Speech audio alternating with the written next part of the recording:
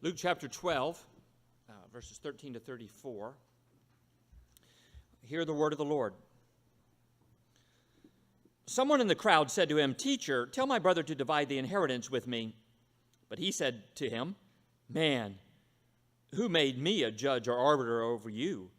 And he said to them, "Take care and be on your guard against all covetousness, for one's life does not consist in the abundance of his possessions."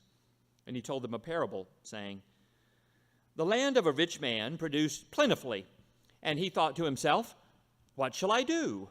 For I have nowhere to restore my crops.' And he said, 'I will do this. I will tear down my barns and build larger ones, and there I will store all my grain and my goods. And I will say to my soul, Soul, you have ample goods laid up for many years. Relax, eat, drink, be merry.' But God said to him, 'Fool, this night your soul is required of you, and the things you have prepared, whose will they be? So is the one who lays up treasure for himself and is not rich toward God.' And he said to his disciples, 'Therefore I tell you, do not be anxious about your life, what you will eat, nor about your body, what you will put on. For life is more than food, and the body more than clothing. Consider the ravens. They neither sow nor reap. They have neither storehouses nor barn, and yet God feeds them. Of how much more value are you than the birds? And which of you, by being anxious, can add a single hour to his span of life? If you then are not able to do as small a thing as that, why are you anxious about the rest? Consider the lilies, how they grow. They neither toil nor spin. Yet I tell you, even Solomon in all his glory was not arrayed like one of these. But if God so clothes the grass, which is alive in the field today, and tomorrow is thrown into the oven, how much more will he clothe you, O you of little faith? And do not seek what you are to eat and what you are to drink, nor be worried, for all the nations of the world seek after these things, and your Father knows that you need them. Instead, seek his kingdom, and these things will be added to you. Fear not, little flock, for it is your Father's good pleasure to give you the kingdom. Sell your possessions and give to the needy. Provide yourselves with money bags that do not grow old, with a treasure in the heavens that does not fail, where no thief approaches and no moth destroys. For where your treasure is, there will your heart be also." May the Lord add his blessings to the reading of his holy word. Well, in 1987, my brother accompanied me to move from Alabama, my home in Alabama, to a seminary in California, and brought along one tape, just one, on a 2,000-mile journey. The tape was of a recently released album by a new group called U2.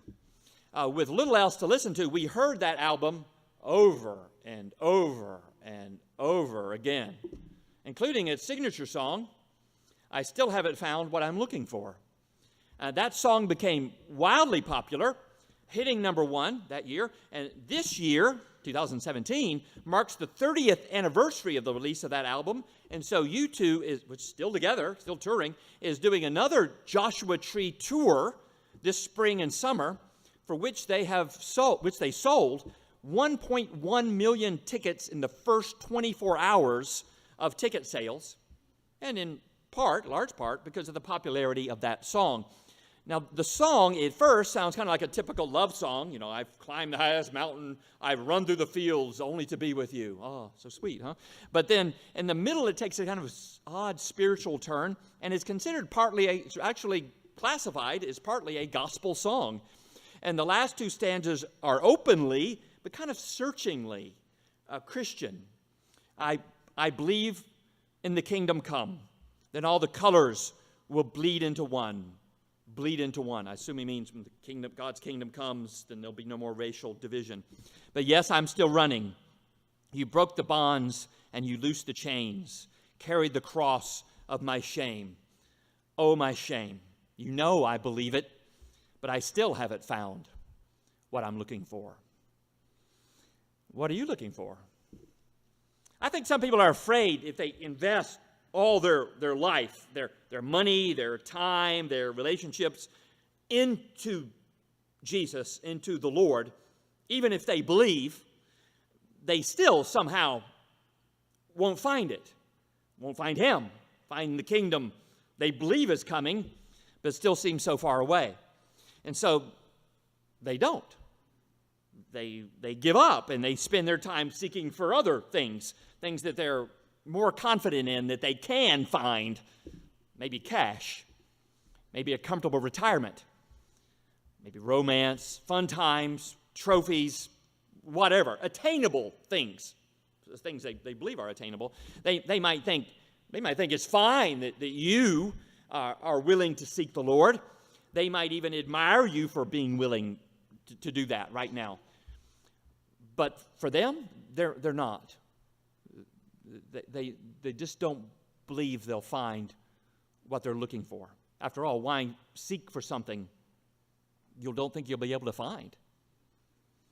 Others think we don't really start even seeking, really, for spiritual fulfillment until we take care for God, before we take care of what they think are more basic requirements first. That is, they think life is kind of like baseball. We find one thing, we get to one base, and then we run to the next thing, the next base, and hopefully at the end we'll finally be home safe. Sociologist Abraham Maslow taught that people have what he called a hierarchy of needs. It's kind of like a pyramid. You start at the basic things and you go up and up, beginning with basic physical ones of food and clothing and shelter. And then, once you got that, then you need safety. After all, once you get a house to keep the rain off of you, you want to put locks on the doors to keep the criminals out, protect your property. And then you need love, hopefully other people in the house to share with who love you. And then you want to belong to other people out there in society. Maybe you come to church for that. Then you need esteem. You want to be respected. You want to be affirmed. And finally, at the very top, what he called self-transcendence. In other words, you're giving yourself to others, giving yourself to a cause that's bigger than yourself. Maybe, if you're into that kind of thing, maybe into God. And so people seek different things at different times. Like a baseball player first seeks, start out seeking home base, unless you hit a home run. But you start out seeking first base, and then if you got that, then maybe you'll seek second, and you'll third, and so on. Some parents, will insist for their children, you got to seek the next thing you need to seek is your career, which you'll get through a good education. Seek education first to get to your career, and so you can have your house and food taken care of, and then you can think about marriage. Some of the same parents will also advise their children not to let church get in the way of that first thing you need. Don't let it get in the way of your grades. Don't spend too much time on it. A little religion's fine, but don't spend too much time on it so that it distracts you from preparing from your career, that it gets in the way of your love life, or if you're Chinese, of your future family. Just another way of putting it. In this culture, I think some people here would think it's just bizarre the way I object to youth, especially girls, dropping their church commitments to go dating on Sunday mornings. They just think it's odd that you think that I think that's a distortion of priorities. Mary's mother advised her not to get baptized when she was a teenager. She got converted, because Mary's mother said that might get in the way. If you got baptized, that might get in the way of a non-Christian, particularly a Buddhist husband, wanting to marry you if you're baptized. And she said, that's not happening. I'm not marrying a non-Christian, and so she got baptized. Someone on a pastor search committee once said to me that he couldn't imagine a youth, a teenager or young adult, being focused on seeking God. He said, when I was youth, I had too many other things I was interested in. I thought youth should be the time when it's easiest to be passionate about seeking God. Before you're tempted with the bills due and the practical things, you're tempted to seek first dollars or houses or the relationship. Of course, many think it's okay whatever you're seeking, just as long as you're not seeking to hurt anyone else. So seek whatever you like. If you want to be rich, that's fine. Then go into business. Fine. If you're looking for a partner, good luck to you. Keep your eyes open. Go on a website if you need to. If you're seeking God, more power to you. Fine. There's churches for that. But here Jesus says, there's one thing, first and foremost, that we should, above all, seek. And he promises, if you're really looking for it, you'll find it. And we see that here in three major parts. First, the request, then the requirement, and finally, the resolution. Is that good, Noah? 3 R's? Yeah, you weren't paying attention. You got to get my alliterations. I do them for you, in part. First, there's a request. A man is looking for something from Jesus, but he's not going to find it. He requests, "Teacher, tell my brother to divide the inheritance with me." And Jesus responds, "Man, kind of cool. Who made me a judge or arbiter?" Literally, the word there means divider over you. It's not really a question, okay? He's not asking the man, "Who made me?" He's not asking for information back. He's saying it really in another way what he said in the Gospel of John, "I have not come to judge the world yet." Not this time. Judging, dividing, the sheep and the goats will be divided, but that's not my purpose right now, is what Jesus is saying. But that's what this man wants out of Jesus. He's one of the thousands who are flocking, sometimes even stampeding to come hear Jesus, and he calls Jesus teacher. It probably was rabbi originally. If you're Chinese, it would be Lao Tzu. It's a term of respect. And he addresses Jesus with a term of respect. And in that day, it would be common to ask a respected spiritual leader, like your favorite rabbi, for help, for advice of all kinds, not just about spiritual things, but, tell my brother to intervene in this case. And so this man would consider himself, just the fact he addresses Jesus like this, the fact he asks Jesus for this information, for this help, shows that he considers himself a follower of some kind of Jesus. But what is he really seeking? Well, he's seeking money. He's seeking property. He's seeking some inheritance. His greedy brother is keeping it all, cutting him out, and he wants Jesus to intervene and tell that rascal to let him have his fair share. But Jesus came to seek sinners, not to help sinners seek stuff. Now, just here, much modern religion would be on the side of the inheritance seeker. You understand? They would understand the man, what he's after. They would think God exists, as many people think, to help me get the stuff I want. That's what he's for. That's why we have our religion, to help me get what I want. If you want health, well, then you pray. Isn't that why so many prayer meetings are concerned with requests for healing? Isn't it? If you want wealth, God will help you get it. Now, the prosperity gospel, which is simplistic, it's honed this to a simple quid pro quo contract. You give so much to God, and he'll give you more back. Right? But most people kind of know better than that's kind of, that doesn't work like that. But many people, more sophisticated, think, well, if I just arrange my life in a good way, it will come back in I'll generally get a good physical, material return back. So even many people who know better than that think God is useful to me insofar as he can help me get the stuff I want. So he'll help keep me healthy, or he'll give me the job that will supply my health insurance, which will help keep me healthy, that he'll give me a comfortable life so I can have the stuff I want. Now, we might be interested in what he has to say, because you want to learn the terms and conditions of the contract so you don't void it, right? So you don't accidentally mess up. And so we want to stay on his good side and get the stuff that helps us get the stuff that we're after. And if we have to pay him a little bit, you understand that. It's the way life is. It's like premiums on your on your insurance of all kinds. You got to pay back God. You got to pay his premiums on his insurance.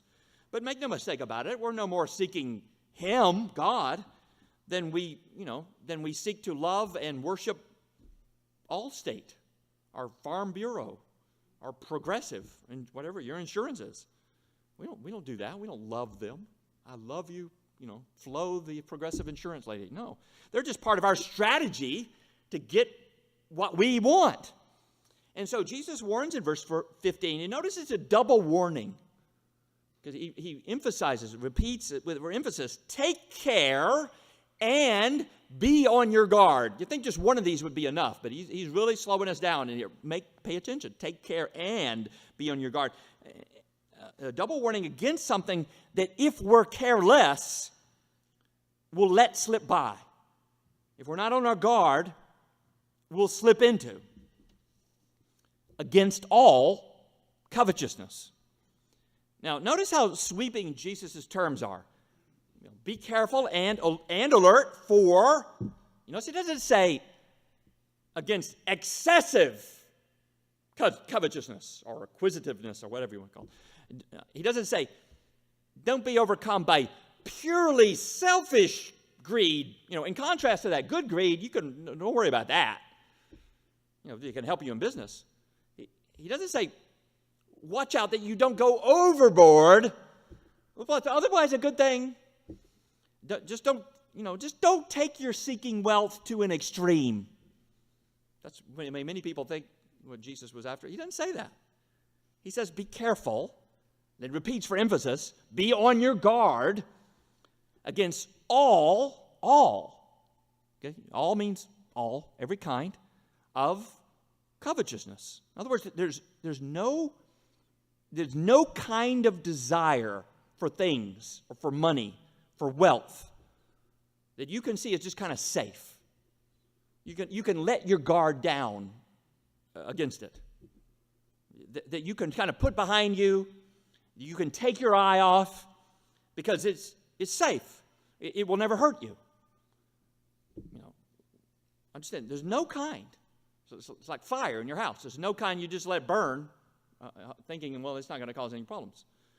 So many people think, sure, consuming greed for millions and wanting to have a private jet to take me to my winter home in the Bahamas, that might be sinfully selfish.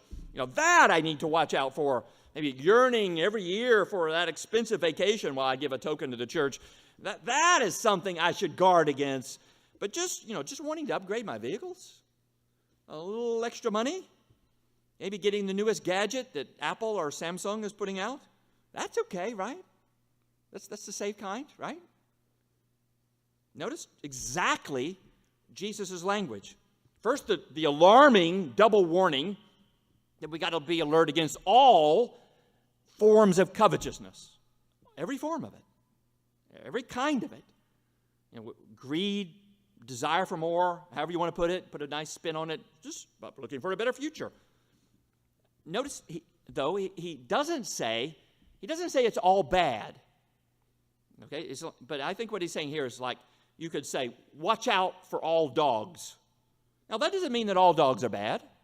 There are nice dogs, but they could all become bad, couldn't they? If they're treated the wrong way. Here, be very careful about seeking stuff, about money. Every motivation to keep up with your neighbors, to have the newest and the best. Even what may be the right desire to have your share of the inheritance. Maybe this man is really the innocent victim of a greedy brother who's being shut out. But Jesus takes this opportunity to warn against covetousness. Beware. Now, sure, it is not always evil, but any kind of it can always become evil, especially if you aren't careful. It's like fire. It can be good. It can keep you warm and cook your food. But if you're not careful, it can burn down your house and leave you with nothing. Fire makes a great servant, but a bad master. So too with some kinds of covetousness, or what do you want to call it? Desire for money, for things, or more innocently, the profit motive, seeking a better life. It can be a good servant. Some kinds can be a good servant, but all kinds are bad masters. There is no kind of desire for material things that is not a potential danger to us. So be careful. Very careful. But you could protest, what in the world are you talking about? That's the way the world works. People are motivated by getting stuff. That's what drives them to study, so they'll get a career, they'll get a job and make money. That's what gets them out of bed in the morning, so they'll go to work. Greed is good, the capitalist says. And capitalism is a great way to make money. It's just a horrible way to live. It's a bad way to live because in the second half of verse 15, one's life does not consist in the abundance of his possessions. We think we know this, but, our language, our culture totally, shows that we've forgotten it. Look at our language. We talk about someone's net worth. So-and-so is worth so much money. $1 million. Really? That's how much they're worth? So I can buy them for that much money then, if that's what they're worth. No, of course, okay, we've outlawed that, treating people like things that can be bought and sold.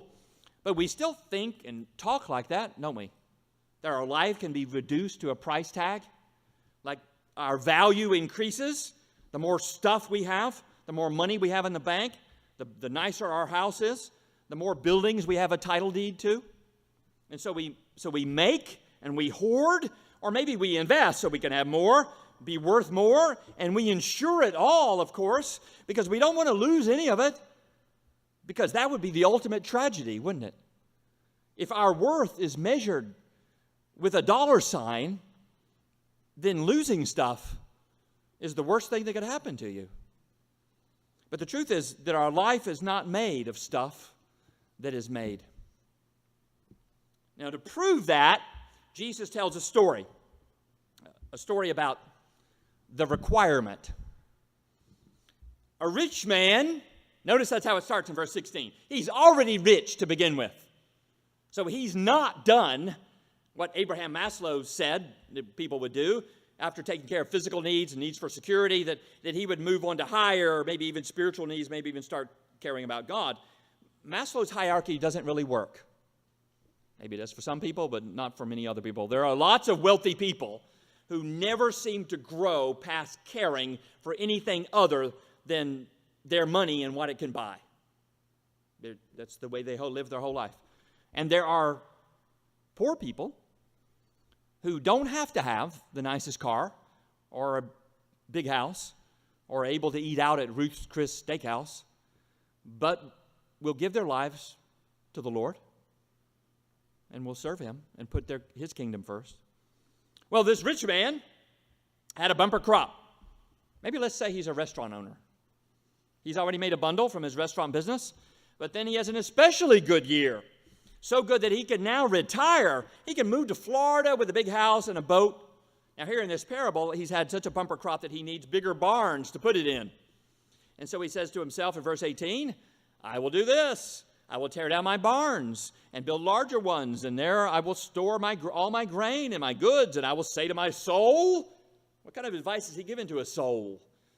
Soul, you have ample goods laid up for many years. Relax, eat, drink, be merry.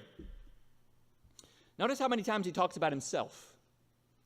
In Greek, the pronoun I is used here by him 8 times, my 4 times, and the one time he says you, he's actually talking to himself. He displays an ingrained selfishness, an inflated ego. Now, is it wrong, get this story, is it wrong to build bigger barns if you need them because you've had a great harvest? Is it wrong to deposit more into your savings account if you make more money? Is it wrong to open a second restaurant if your first one is doing so well, to expand? No, that's not the point. The point is what he was seeking. He's rich already, and what does he seek when he gets more? Just stuff. Eat, drink, relax, retire. Just spend his years eating, drinking, relaxing, having a good time. What we would now call retirement. At least that's how many people now think of retirement, isn't it? Many people's idea of life now, their whole view of life, is what you do is you work for as long as you have to until you have enough in your barns or your 401ks or your IRAs or your pensions are stuffed in a box under your bed. Then, once you have that, you live a life of ease until you die. That's the plan. That's life. And entire large retirement planning companies, now make their living, and prosperously so, living off of that dream, trying to help people live like that. Jesus says, you fool. You forget the requirement. There's a requirement for every one of us. For him, this man here, this night, your soul, the same soul that this rich man had been talking to, the soul that the rich man was telling that now you can relax and eat and drink and party all the rest of your life, his soul this night would be required of him. God is now demanding his soul. And what's he going to have to show for his life? Look, God, I made it big. I got rich and made so much I could have relaxed the rest of my life if you would only let me live longer. You think God will be impressed with that? With the sound business planning of a good capitalist? You think that's what God's looking for? Some think, when I finally make the money, when I have enough, then I'll relax. Maybe then I'll even start seeking God. Maybe in between seeking golf balls and seeking fish or whatever. For now, I'll seek more money. And Jesus says that's foolish. Don't you know that God will require your soul from you? What are you going to have to show for it? Are you rich toward God? How do you get rich toward God? What does that even mean? Well, that we come, Jesus answers that in the resolution. To say, be rich toward God sounds, really spiritual, but what's it mean? We know what it means to be rich in cash, after all, don't we? If we say somebody's rich, we know what that means. A lot of money in the bank account. He's rich in property. He's successful in business. It means multiple big homes, expensive new cars, maybe boats, maybe even planes with your name on it. It means a big number after a dollar sign on it in your bank account.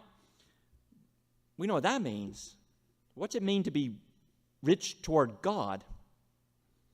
It means to have a soul that God counts as wealthy, that's successful to him. Well, then how do you get rich toward God? Same way you get rich in money and in things. You seek it, or him. And the man asking to intervene with his brother was seeking an inheritance. The rich man here in the parable was talking to his soul about bigger barns. He was seeking to keep his wealth, laying up a treasure for himself. That's what he was doing. And the business person maybe seeks money. He's got to seek to make a profit. We work seeking to make a living. You get rich toward God by seeking his kingdom. That is his rule over you. And you seek it first. Even more than you seek money. Indeed, you seek money so you can use that money to seek God's kingdom. And your money will show whether you're really seeking God, whether you are becoming rich toward God. Your money is drawn to your loves like iron is to magnets. If you want to know if you're rich toward God, it's not so hard. Take out your bank book and see where your money has been going. Are you rich toward God? Well, what are you seeking? Jesus says in verse 22, be rich toward God, and notice the connection next. Therefore, consequently, if you're seeking that kind of wealth, being rich toward God, then the result, do not be anxious about your life, what you will eat, or about your body, what you will put on. Don't worry about that if you're seeking to be rich toward God.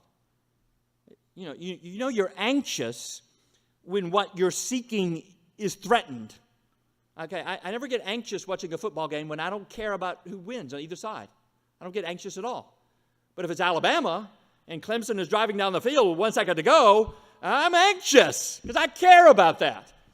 You're worried when what you're hoping for, what you're depending on, is in danger. And so if your life is all about your body, but your things, then you'll be worried if you're not sure you'll have enough to eat or clothes to wear, a big house to live in. Jesus tells us in verse 23 not to worry about that, because first thing, life is more than food and the body more than clothing. That's the first idea. And he doesn't even promise first that we'll have enough food and clothing. That'll come. That comes next. He does make that promise eventually, but that'll come. But first, he wants us to understand that we shouldn't worry about food and clothing because life is more than that. Now, a smart aleck could respond, yeah, but it's sure not less than that. We need food and clothing for life. But Jesus' point here, I think, is no, you don't. You need it for your body to live, at least in this life. But you are looking at yourself far too materially if you think, I have to have food and clothing to live, or to have a life. No. Our life is far more than what can be starved or frozen. So don't worry. To prove to us not to worry, Jesus mentions 4 things, 4 proofs that we can see. The ravens, the lilies, the nations, and then a mysterious group called a little flock. First, if you're tempted to think life is all about seeking survival, taking care of the next meal, well, then consider the ravens. They don't plant crops. They don't go to college to learn a skill. They don't open a business. And yet, you don't see them starving to death, do you? You ever seen a raven at the side of a corner of a road with a sign, please help, need food? No, God feeds them. If he's feeding the birds, how much more is he going to feed you? You're worth more than many sparrows first. Now ravens, whatever kind of bird you like, you're worth more than many of them. Don't worry then. It doesn't do you any good to worry. You don't add a single hour to your life by worrying where your next meal comes from. And then look at the lilies. You've never ever seen a plant with a sewing machine? Sewing a flower to put on? Or maybe shopping at Ross's. Or maybe even if it's really poor, down at Goodwill, hoping to get some secondhand clothes. They don't work at their wardrobe, do they? But Jesus says in verse 27, perhaps he was even picking up a flower right at that moment as he spoke. Solomon, in all his glory, was not arrayed like one of these.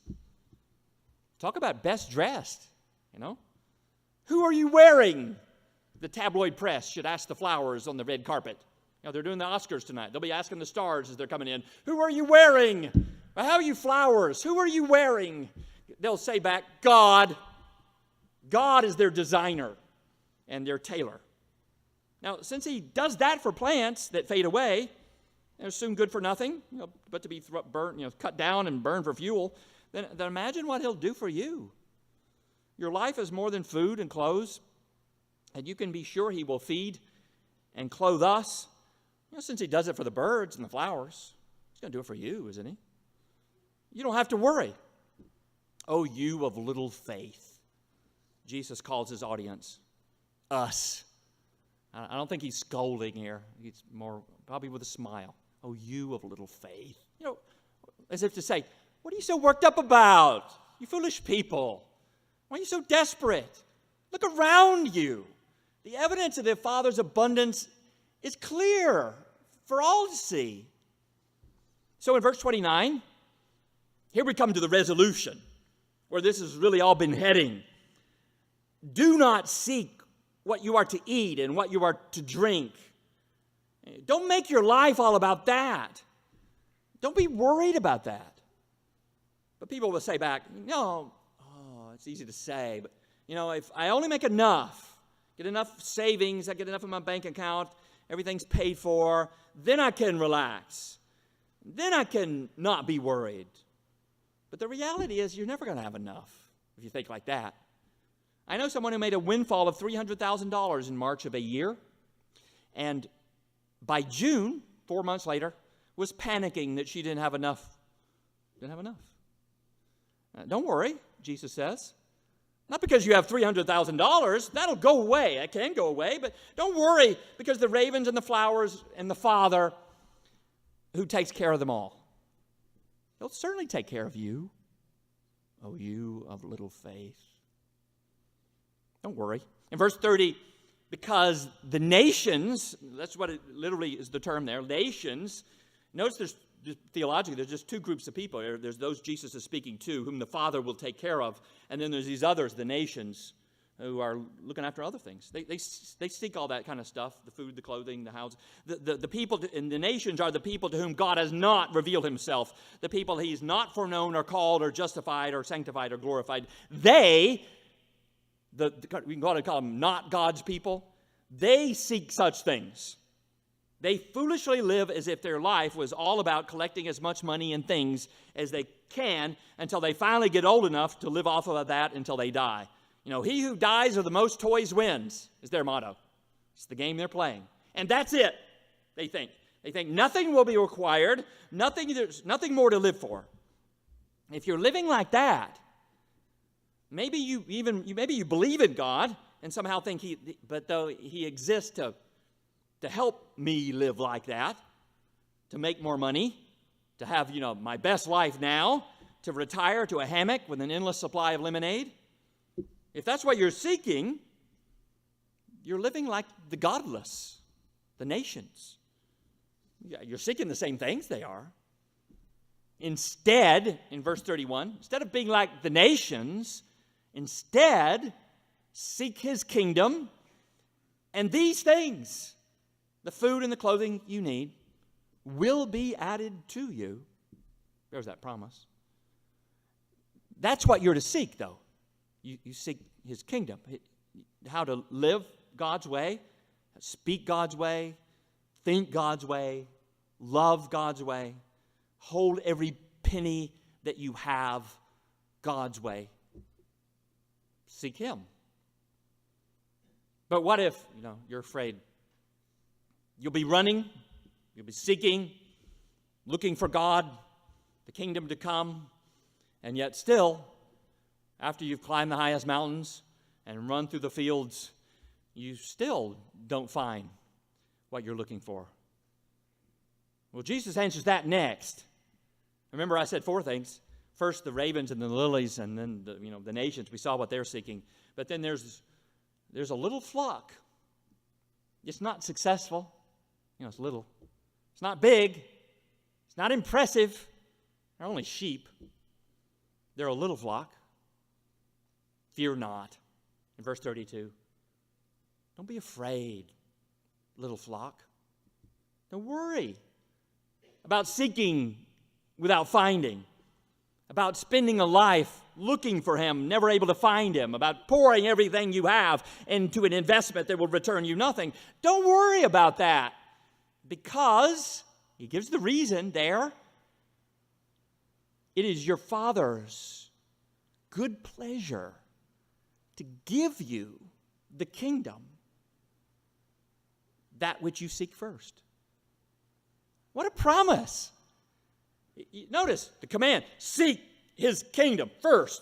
Seek your life to be lived under his rule, because, here's the reason, not just because it's good for you, that's because it's your duty, you worm you. No, because God wants to give it to you. It makes the Father happy. Giving you the blessings of his life is what the Father desires to do. So do it. Seek it. So the problem, since the Father's willing and is eager to do it, the problem then isn't that we might seek him and never find him, or that treasure is of him and of his kingdom is guarded by a God who is stingily protecting it. No, he's eagerly desiring to give that to us. That's not the problem. The problem is not in our ability to find. Well, Well, expert trackers were asked to track down a man from Georgia who had gone out looking for a silver treasure out in the West. And these were real expert ex-military men who knew how to track anybody. And they actually found the man in a cave. He had been disappeared for 7 years out in the West somewhere. And they found him in a cave with his lost treasure. But when they found him, he was so crazed guarding his treasure of silver in that cave that he actually shot at the men who were coming to try to rescue him, bring him back to his wife. And then as he ran out of ammunition, when he reloaded his rifle, he lit a match, and he accidentally, or maybe on purpose, we really don't know, set blasting powder off that had been all around him, blowing himself and the silver treasure to smithereens. True story. Now, some are afraid that God's treasure, the treasure of knowing Him, of living His way, first, it's nearly impossible to find. You have to be really an expert tracker to find it. And then it's guarded by a God who is jealously protecting it, who doesn't want to give it up. But Jesus says quite the opposite is the case. It's God's good pleasure. It's to give you this life, the treasure of His kingdom. The problem isn't with finding it. The problem is with us really seeking it. Many people still haven't found what they're looking for because they aren't sincerely seeking God's kingdom.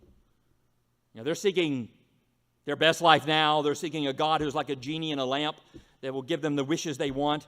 They're seeking a retirement in a hammock with an endless supply of lemonade, freshly squeezed by God Himself, mind you. They're seeking their own kingdom. They'll let God live in their kingdom, but it's their kingdom. They aren't really seeking God's kingdom. How do you seek God's kingdom? Well, He says that next. Sell your possessions and give to the needy. In other words, place your love for the poor, for your neighbor, ahead of your love for things. Maybe here. Maybe we have a desire for a nice sanctuary. We could sell the gym, maybe buy one. Sit in our pews. But what would that do for the poor? Maybe the kids of Jim Jr., the youth of Jim, who that wouldn't serve them, would it?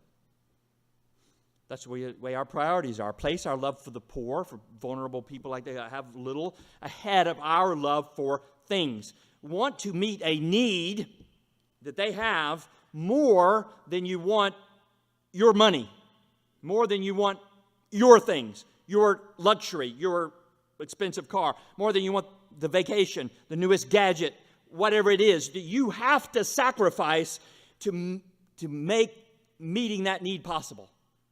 Be willing to do that. Sell your possession. Give it up so you can help someone who's poor. Now, sure, preachers, one of these preacher phrases is, possess your possessions or they'll possess you. That's fine as far as that goes. But do you know how you know that you aren't possessed by your possessions? You're willing to give them away. How do you know that your treasure is in heaven and not in your bank account? By the checks you write. That's how you get rich toward God. That's how you prepare what He calls money bags that do not grow old.